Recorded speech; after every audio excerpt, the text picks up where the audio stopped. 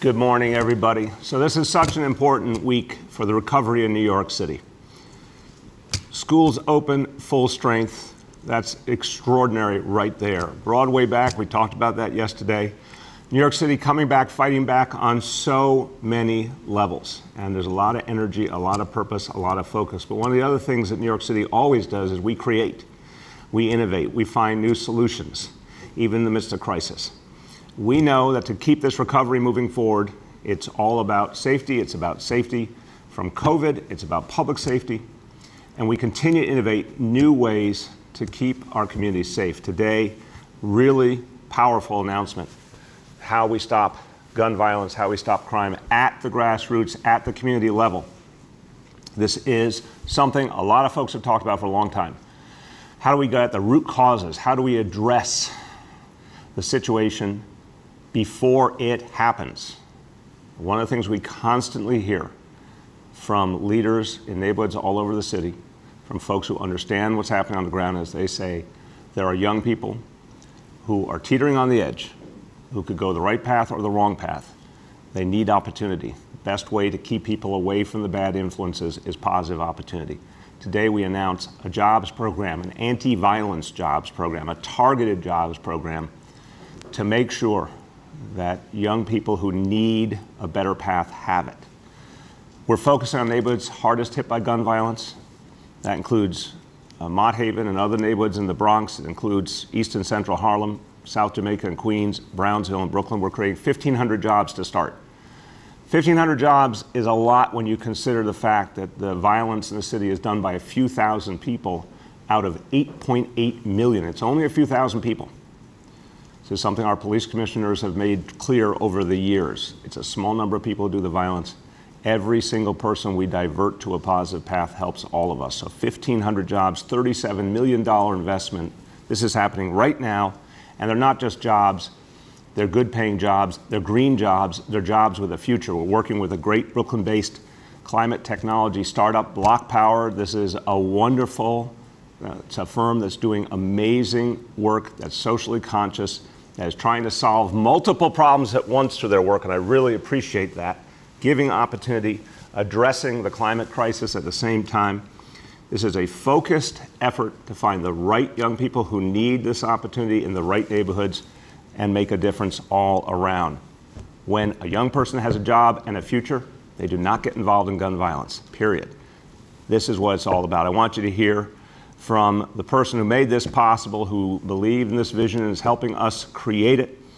And he founded this company to do these good works. My great pleasure to introduce the CEO of Block Power, Donnell Baird.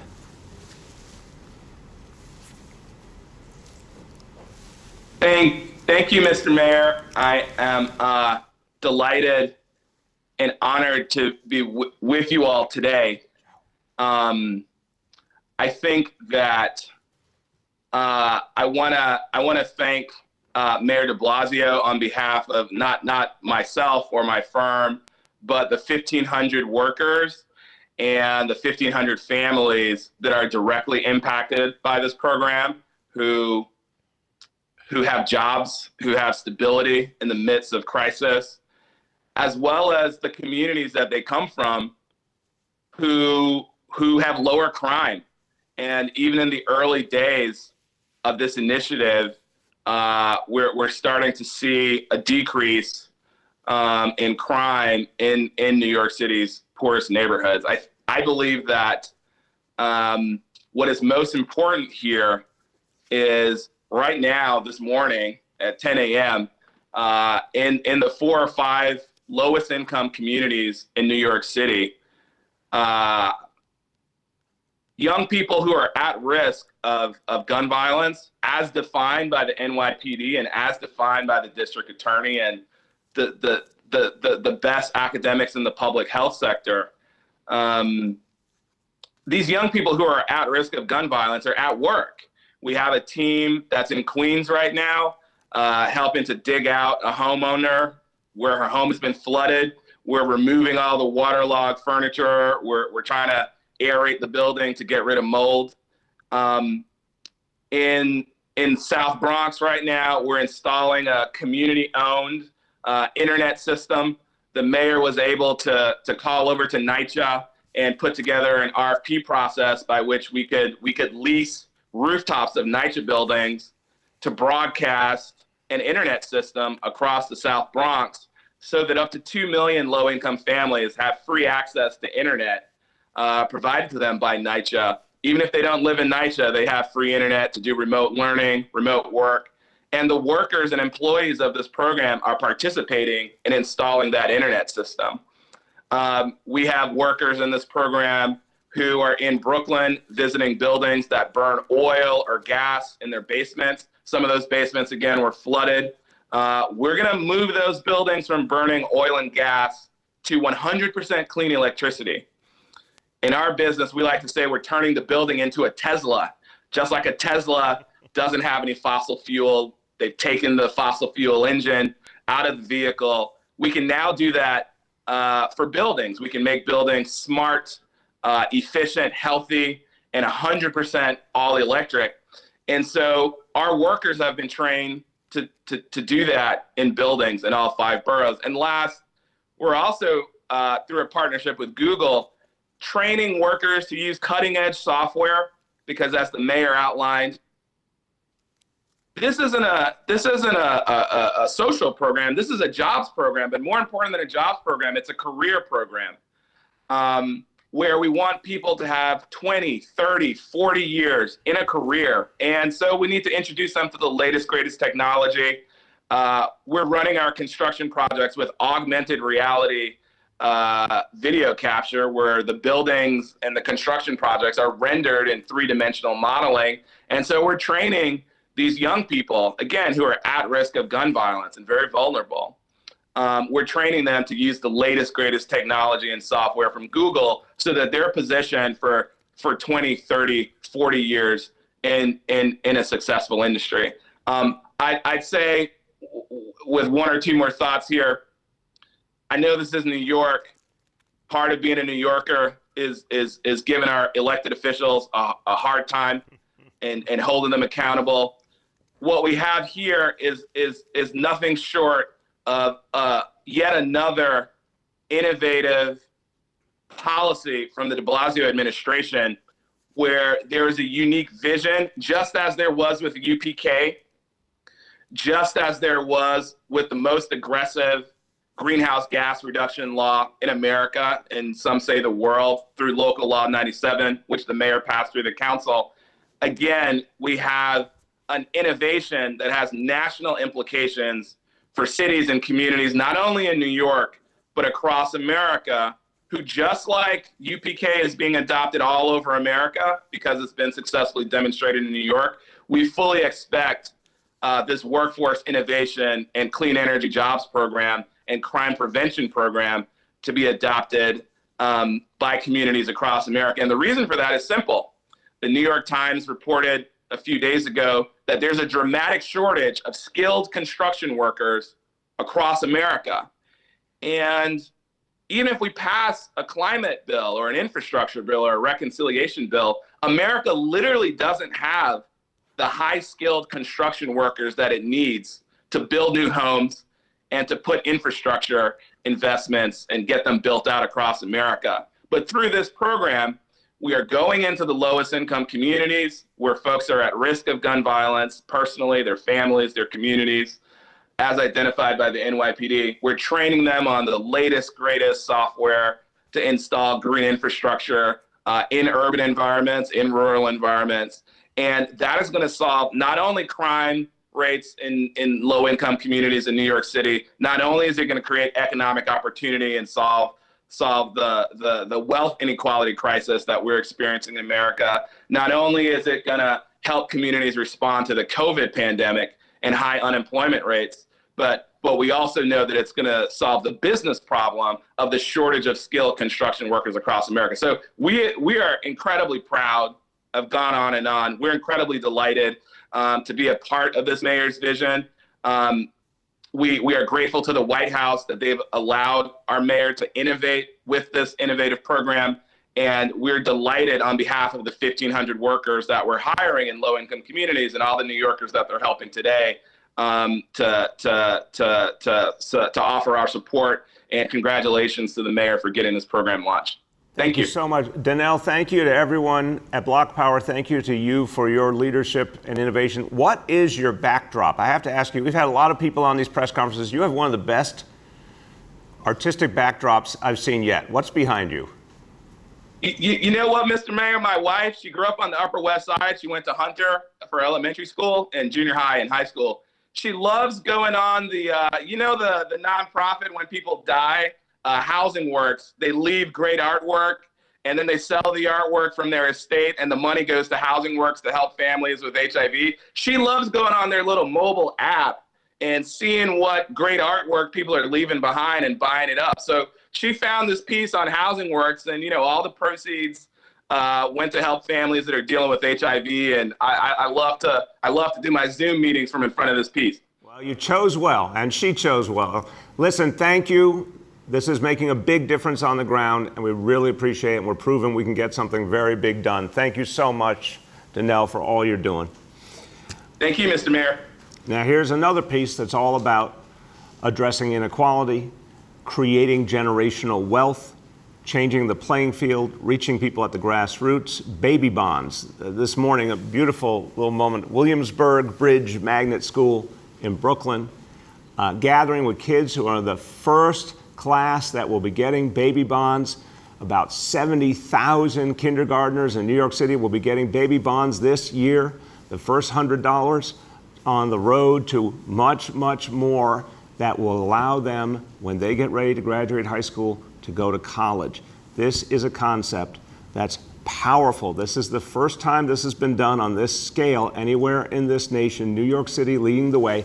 And really, credit goes to our task force on racial inclusion and equity. Special thanks to the executive director, Sadia Sherman.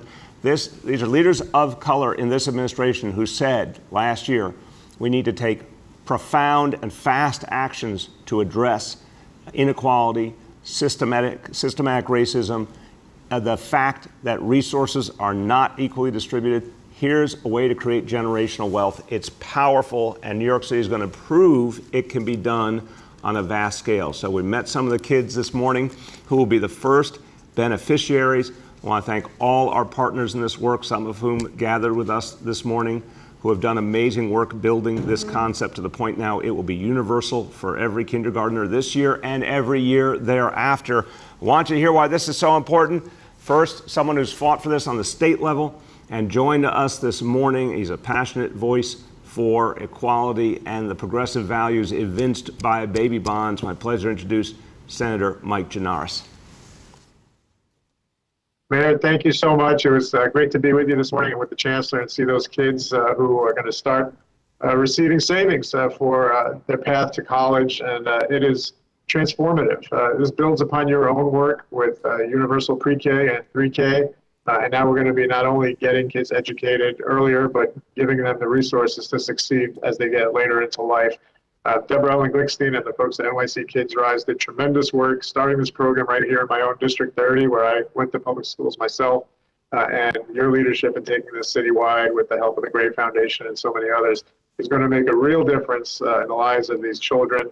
And if we could just fast forward a decade or more down the road, we're going to see real impact from what you're doing today. And so I just wanted to thank you so much for showing that leadership, caring so much about our kids, and putting them on the path to success. And you have a partner here in the state to continue making this program a great success. And Mike, we learned this morning, because we talked to a lot of the kids, they're actually, even as kindergartners, they're getting the idea that money's going to go into that bank account and it's going to mean something for them.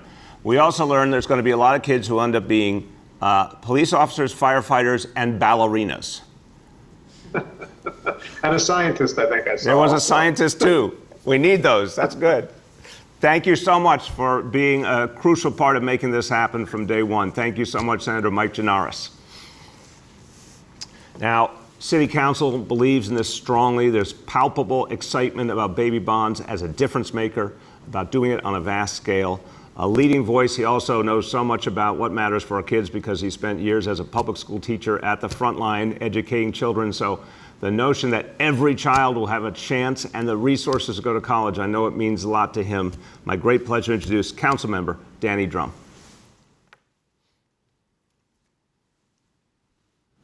I think he's out there. Can you hear us, Danny? Yeah, can you see me? I don't know if we can see you yet. Can we see him? We have his video. Well, make it full screen. All right, Danny, you're good to go. Okay, thank you very much, Mr. Mayor. This is such a wonderful opportunity, and I just want to applaud you and thank you for picking up the program and for making this citywide. It's going to have a tremendous impact on all of our New York City public school students. I want to thank the Chancellor also. I know that when the Chancellor first heard of this program, she immediately jumped and said, I want this in our New York City school system. So thank you, Chancellor Porter. You know, and as Senator Genaris said, in District 30, we have had the opportunity with the pilot to see how successful this has already been. I want to also thank Deborah Ellen Glickstein from New York City Kids Rise. And I want to thank our superintendent, Dr. Phil Composto, one of the best superintendents in the city of New York, for his support of this program. And you know, what this program does is that it sets up accounts for students. These are students who have probably never even thought, or their parents have never thought of the possibility of having access to a college degree. You know, as a New York City school teacher, would often ask, how many kids are going to go to college? I would ask this of my class. And sometimes kids didn't want to think that they had to go to school for a longer period of time than they would, but nevertheless, many also never thought that that was a possibility for them. They didn't know how to access it. They didn't know how they would fund it. Many were undocumented and didn't think that that was a possibility either. And this program addresses all of those concerns. So this investment is really historic. It is a national model, as you have said. And what I like about this is that it really combines community input with the funding for a college education.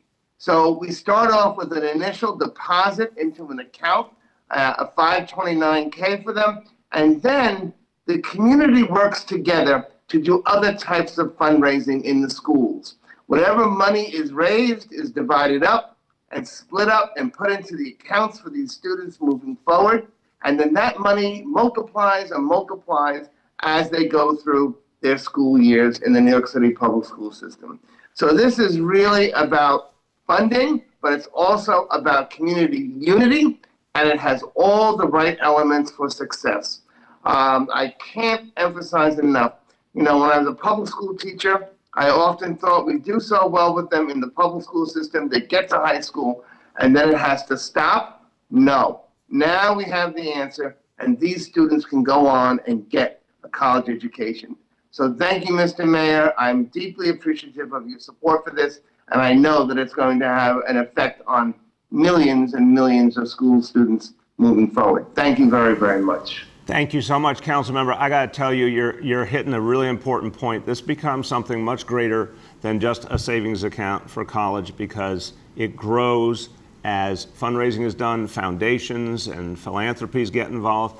The family, this is what we're hearing. Sadia Sherman talked to me about the phenomenon. Not only the immediate family, the extended family starts to contribute. Everyone has pride in that child. The child's feeling that pride in investment. And we've heard beautiful stories in public housing developments of neighbors having fundraising events to support an individual child. And these are folks who don't have a lot of money themselves, but they believe in that child as their future. It starts something that grows and grows and grows and becomes a community imperative. And imagine if you're that child, hearing constantly that people believe in you and want to help you. What a boost. You know what that means for self-esteem. And so thank you for being one of the people leading the way on this.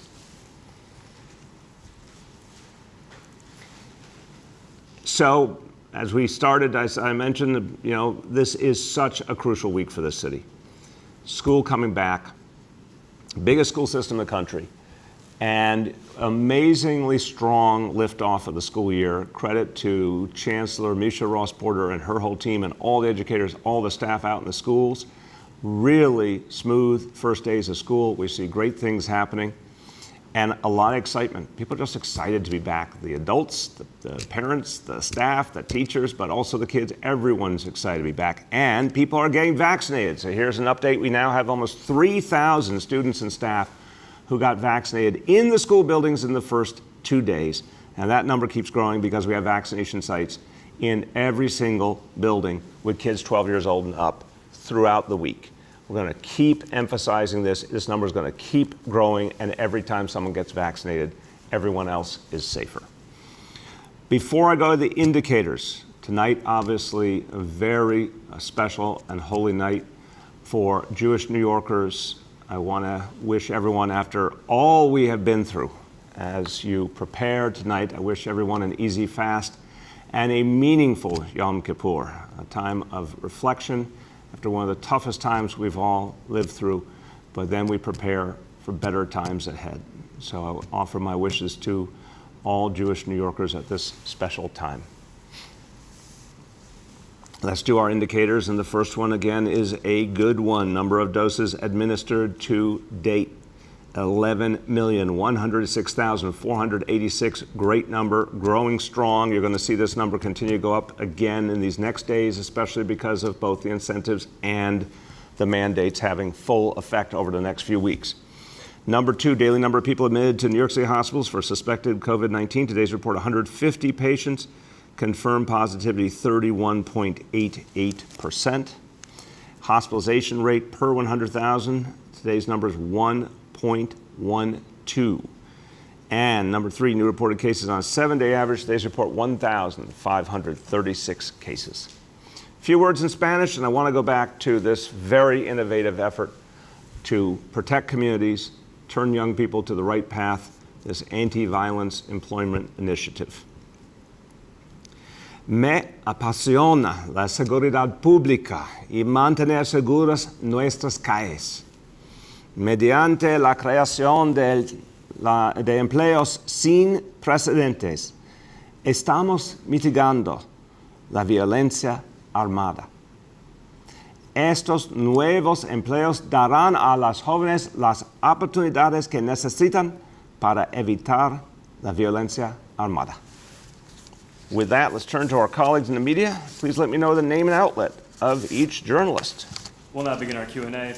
As a reminder, we're joined today by Dr. Choksi, by Marcos Soler, the Executive Director of the Mayor's Office of Criminal Justice, by Chancellor Porter, by Small Business Services Commissioner Doris, and by Sadea Sherman, Executive Director of the Task Force on Racial Inclusion and Equity, and also by Dr. Ted Long. The first question today goes to Emily from New York One. Emily? Good morning. There Good you morning. go. How you doing? I'm well, thank you. This is a question for you, Mr. Mayor, and for Commissioner Choksi, potentially. I'm interested to know the updated data on breakthrough infections on the effectiveness of the vaccine. The city site doesn't appear to have been updated since August 17th. I know there's a lag in numbers, but what's it looking like more recently? Go ahead, Dr. Choksi. Thank you so much, sir. Our site was updated just on Monday, 2 days ago, with the latest information on our breakthrough analyses. We show this in terms of comparative rates between unvaccinated people and vaccinated people. And what it shows is consistent with what has been shared in the past, which is particularly for severe outcomes, the risk for unvaccinated people is significantly higher than for vaccinated people, on the order of 10 to 12 times as high for unvaccinated people compared to vaccinated people. And for cases, that is, the risk of infection, the risk is also significantly higher for unvaccinated people, anywhere from 2.5 to 3.5 times as high.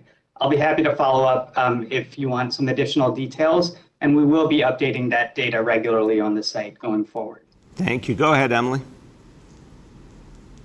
Yes, and Mr. Mayor, regarding Rikers Island, the potential release of detainees there, are you considering using your authority to institute this 6A early release, the work release program, to get some of the people out of there?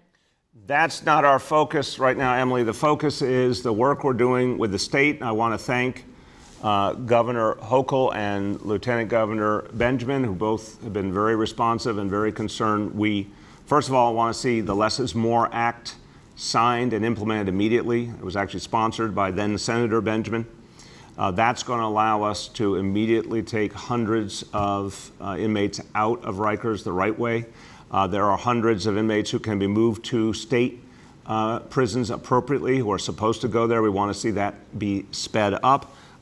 There's supervised release, which can be used more on the front end. We're urging the courts to do that for nonviolent offenders. And most importantly, getting the court system up and running. We'd like to see hundreds of cases scheduled immediately to get the whole process moving. And we're working with the court system on that. So that's where we're talking about hundreds and hundreds of people who could be moved out of Rikers quickly. And we are hopeful on all those pieces, but we need a lot of cooperation from the state and the court system to make that happen. The next is Michael Garland from the Daily News. Morning, Mr. Mayor. How you doing? Good, Michael. How you doing today? I'm doing all right. I wanted to ask you about this temporary restraining order that was issued regarding your September 27th vaccine mandate. Can you tell us, what that means mechanically? The restraining order, I believe, lasts to the 22nd. What does this mean for the city moving forward on these vaccine mandates? How are you guys going to proceed? Yeah, it doesn't change our approach. It's a very temporary action to get to the court date where the actual case will be heard. We're very, very confident in our legal position. So we're just continuing to build the framework for full implementation on the 27th. Go ahead, Michael. Thank you. I have a question that goes back to Rikers as well. You were talking about corrections officers that are quote unquote AWOL yesterday. And I talked to a former Rikers warden yesterday, who believes part of this problem has to do with the fact that these guys are working, double and triple shifts. He talked about how, Board of Correction guidelines set out that they're not supposed to be working more than 16 hours straight, and they're supposed to have 10 hours between tours. So, from his perspective, people are quote unquote AWOL because they're going home after a triple shift and not really having time to recharge for the next shift to start. So they're not showing up. And, I get not what you want people to show up for work, but how do you address that? People are working very long hours and they need their rest. How does what you did yesterday address that? Yeah, I don't know who you spoke to, and I don't know exactly what their perspective is. I do know this. There are a lot of good, hardworking officers who are going every day to Rikers and to other jails and doing the job. This is all created initially by COVID. All of these dominoes fell because of a horrible crisis that really deeply affected jails and prisons in particular. We used to, before COVID, have plenty of officers. This situation has gotten exacerbated more and more. And we need officers to show up. It is their job. It's their duty. That's what the vast majority are doing. And when everyone shows up when they're supposed to, it's what allows us to end the triples and reduce the doubles. We don't want that. Of course we don't want that. But there's a catch-22 here. If people don't show up, then other people suffer who are doing the work. So no, everyone's got to show up for their job. Let's get through this. We can get through this. We're going to greatly reduce this this jail population with these actions with the help of the state and the courts. And I'm very hopeful on this. We do that. We're beating back the Delta variant. Everyone comes to work. That's what solves the problem. The next is Andrew Siff from WNBC. Mayor, this is a follow-up to the question about the restraining order. Why are you so confident in your legal position? Look, Andrew, we believe when you're talking about a commissioner's order in the middle of a global pandemic and a space like schools, and you're looking at everything that's been done for the President of the United States, the CDC, et cetera, and we're employers, we have a right to keep our workforce safe and healthy. We feel all those factors make very clear the correctness of our position. Go ahead. On the issue of school attendance, do we have better clarity on how many people, how many kids are showing up? Is that percentage changing? And have you isolated or sort of identified who the children are who are not coming to class? Yeah, I want to tell you the number from Tuesday, 84.1%. So that's a noticeable and important increase from Monday. And we expect that number to keep growing. Andrew, again, I understand and appreciate everyone wants instant results and hard facts, and I do appreciate that. But I really want to emphasize, because I've been around schools issues a long time, it will be weeks until we get the full picture. Because parents, as the chancellor said, are literally showing up with their kids for the first time. That happens this week, that happens next week. Parents are moving to different places for a variety of reasons. It just isn't going to be entirely clear for several weeks what the final reality is. What we care about is what do we see as our initial start. Being at 84% yesterday, I know the chancellor is very satisfied with that. I'm very satisfied, and we know that's going to grow quite a bit. The next is Jessica Gould from WNYC. Hi, thanks for taking my question. I wanted to talk about the petition that DC 37 filed with the Office of Collective Bargaining. They're acting on the concerns of their members who say conditions in the offices aren't safe. Why was it so important for them for the city's workforce to return to the office on September 13th, especially if state workers aren't expected to return until at least October? And why not take a more gradual approach? Well, I've spoken to this before, Jessica. We respect the state of New York, but we don't make our decisions based on the state. We make decisions based on what's right for New York City. Our schools are back. So much of the life of the city is back. Our public servants do the best work when they're in person at their offices. We are putting as of this week, the vaccine or test mandate in place for every single employee. We can do that best when people are in person. It's time. It's time for people to be back at their offices doing the jobs they were hired to do. Go ahead. And then a follow-up to that, where should employees go if they need to report problems like the windows won't open or HVAC issues? Always to their supervisor. I mean, a lot of work has been done by citywide administrative services, by health department to prepare workplaces.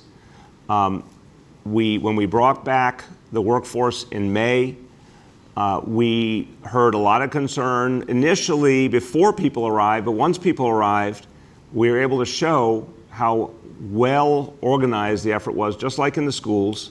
We took the same concept, that gold standard of health and safety measures, we applied it in public buildings. It worked. Once people were back, you didn't hear much because it was working. And we're very confident. But if there's a specific problem, we want to know about it right away and let their supervisor know. The next is Bob Hennelly from the Chief Leader.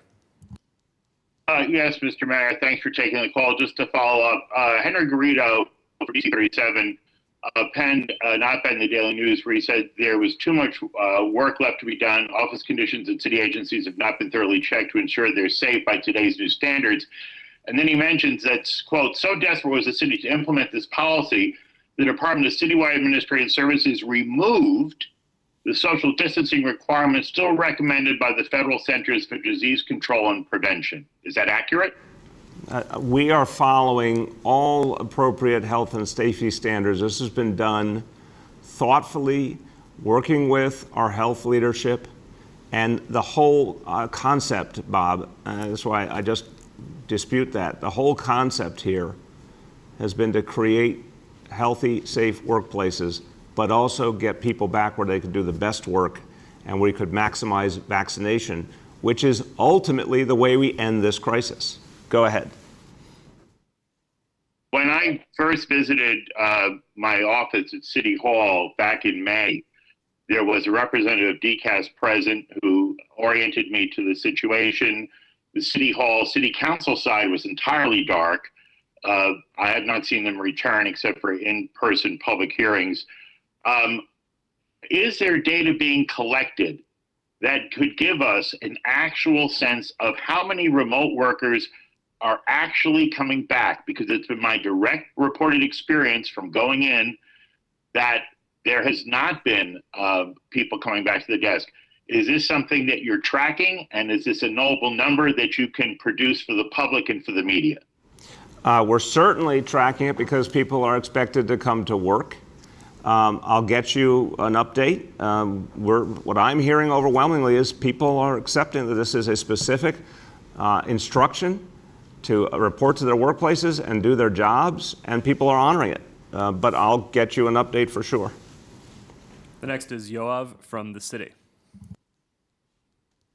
Hi, Mr. Mayor. I wanted to ask you about the lack of provision of school busing for kids who attend special education schools that started before September 13th. Do you have an explanation for why they weren't provided busing? You're saying that started before the 13th? Yes. Let's turn to Chancellor. Can you hear me okay? Yes, I can hear you. Could you hear that question? So- Go ahead. Yes, I heard the question. Yep.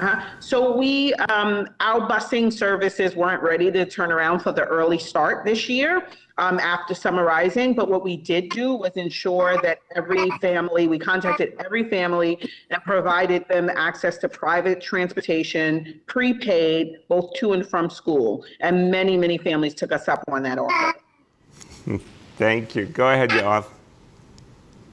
We heard differently about the rate of families many of these kids can't just hop in an Uber and go to school.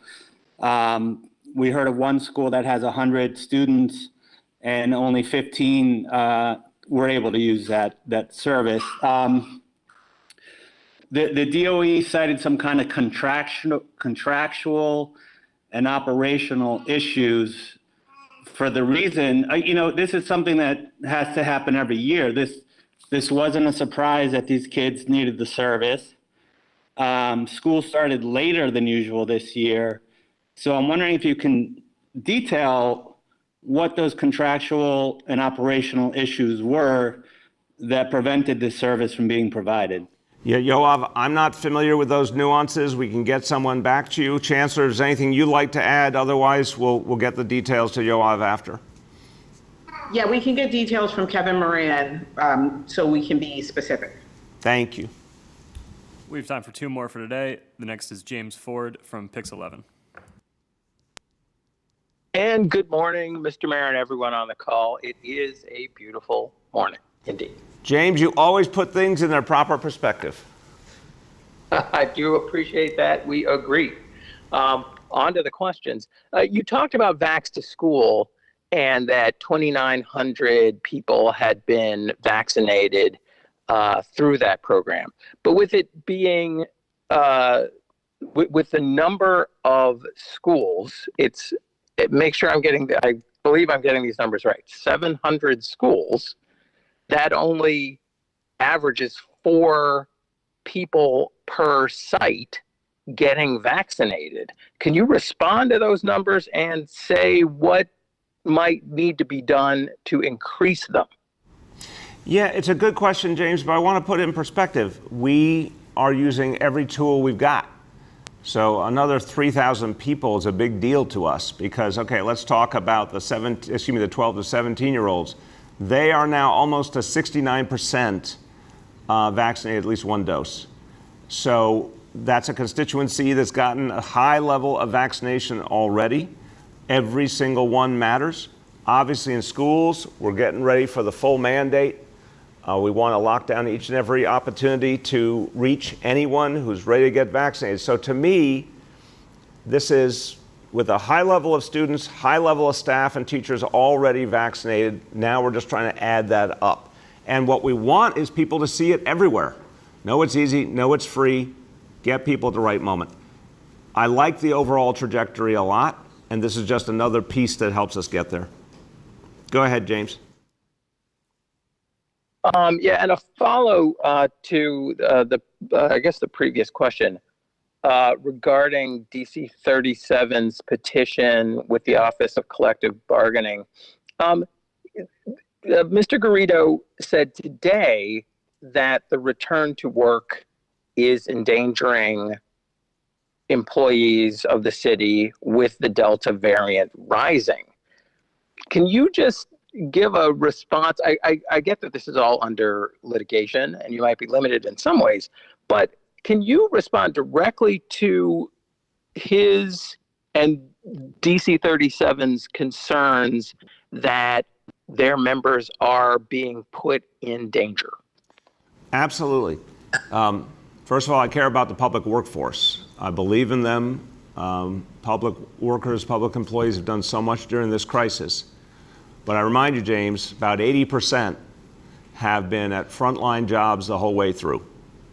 So on a question of fairness and equality, if for a year and a half, 80% of our workers have been out where the public needed them most, it's time for everyone to be back where they can do the best work, which is definitely in the office. We are now consolidating our vaccination effort for public employees. Making sure that goes to full strength is absolutely crucial for this city. So it's really the right time, and we've done the things to keep people safe. That's what matters in the end. We've done the things to keep people safe. I'm quite confident of it. So, I understand unions will take whatever actions. We feel confident both in our legal position, but also in our moral position that this is the right thing to do for the people in New York City. Last question for today goes to Ben Brockfeld from the Brooklyn paper. Hi, can you hear me? Yeah, Ben, how you doing? I'm reasonable. Thanks for taking my question. I was hoping to ask, does the city have a way for people to track which businesses have been subject to enforcement in relation to the vaccine mandate, like, for example, an online portal or a map or something? And also, how many businesses have been subject to enforcement already? I'm going to turn to Dr. Choksi with the preface. I have not heard of such a portal and not sure that's something we would be publicly doing that way, because the goal, of course, is to address the issue. We're not trying to do anything but get people compliant, and what we're hearing overwhelmingly is positive compliance, or sometimes just something that has to be adjusted and addressed. But Dr. Choksi, tell me what you're hearing, and if you have any other answer to that question. Sir, that's right. I don't have anything to add with respect to the portal. We do encourage, if people are finding that there's something that they're concerned about, you're welcome to report it via 311. But as the mayor has said in previous days, our focus in terms of enforcement around Key to NYC is first to support the vast majority of businesses who have embraced this requirement as part of, keeping their staff and their clientele safe. And then for the places where there may be remaining issues, to support them in enacting the requirement going forward. Thank you. Go ahead, Ben. All right, and my second question is about Rikers, and it's just, do you have plans to visit Rikers before your term is up? Yeah, Ben, I talked about this yesterday. I want to make sure first and foremost we get this plan in place. We've got a lot of work to do with the state. We've got a lot of work to do to maximize the efforts here and the other agencies that we need to help correction. So that's what I'm focused on now, but I will definitely be visiting at the appropriate time. And everyone, as we conclude today, again, a lot happening this week, big comeback week for New York City. Schools, Broadway, the kinds of new initiatives we're announcing today, and more people getting vaccinated, the hinge to all of it. So very important moment. We are beating back the Delta variant. That's what we're seeing more and more. A lot more to do, but we are beating it back with more and more vaccinations all the time. That's the name of the game. Thank you, everybody.